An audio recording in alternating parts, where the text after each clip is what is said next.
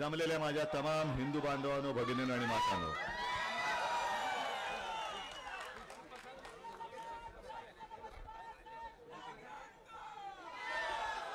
मी महाराष्ट्र आता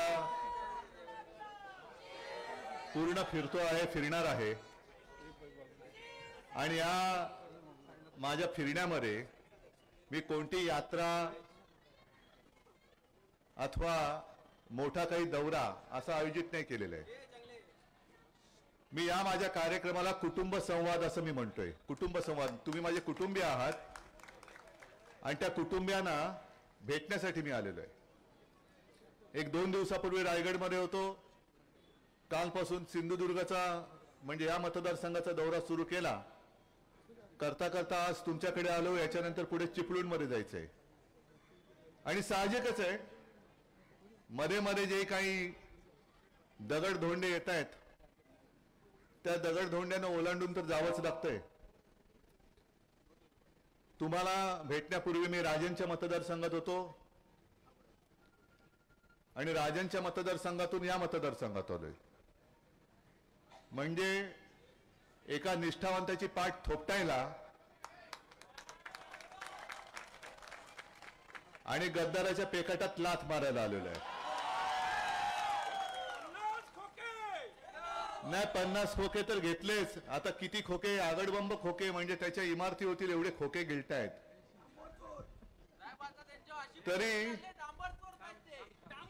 थांबा जरा, तुम्ही भाषण करण्याच्या आधी थोडं मला बोलू द्या, मग तुम्ही गेल्यानंतर भाषण करा। हे सगळे उद्योग तुम्हाला माहिती आहेत, उद्योग मंत्र्यांचे उद्योग नसते उद्योग।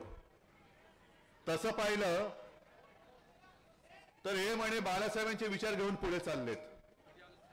अरे तुम्ही शिवसेनेमध्ये आलातच 2014ला, म्हणजे जेव्हा बाळासाहेब होते तेव्हा तुम्ही आमच्या विरुद्ध आमच्याशी लढत होतात,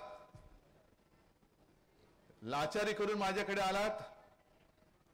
आणि हे खरं आहे, मी त्यांना शब्द दिला होता मंत्रिपदाचा, मी माझा शब्द पाळला। पण ज्याला दिला तो शब्दाला नाही जगला, तो शब्द कमी पडला। मी तुला मंत्रिपद दिलं होतं 2014ला, मी वचन दिलं होतं त्यावेळेला सुद्धा ते मला वाटतं म्हाडा बिडाचं काय चेअरमन पद दिलं होतं ना, म्हाडाचं म्हणजे राज्यमंत्रीपदाचा दर्जा दिला होता। 19ला मी काही देण्याची काही तशी गरज नव्हती, कारण मी मंत्रिपदाचा दर्जा दिला होता। पण आम्ही बाळासाहेबांचे पुत्र, शब्दाचे पक्के, त्याला बोलून सांगितलं की शब्द दिला होता, तुम्ही विसरला असाल, मी नाही विसरणार, मी विसरलो नाही, जा आणि मंत्रिपदाची शपथ घ्या। घेतली शपथ आणि पळाले नाही, तो त्यांचा विषय, त्या गद्दाराचं करायचं काय हे म्हटलं तर तुम्ही म्हणता खाली डोकं वर पाय, पण ज्याला डोकंच नाही ते डोकं कुठलं आणि पाय कुठले हेच कळत नाही, त्याचं करायचं काय हा मोठा प्रश्न आहे। बिंडोक माणसाचं करायचं काय हा प्रश्न आहे। मला तुम्हाला भेटून मी राजनकडे जाणार आहे जेवायला। अरे टाळ्याने वाजवल्या, पण मला थोडी राजन भीती वाटते, येऊ की नको। कारण मी येण्यापूर्वी ऑनलाईन बातम्या वाचतो, तुम्ही जेवणाला आमच्यासाठी काय मेनू केले ते पण ऑनलाईन आलेलं आहे, आलंय ना, वाचलं ना, पुरणपोळी, मोदक, हे ते।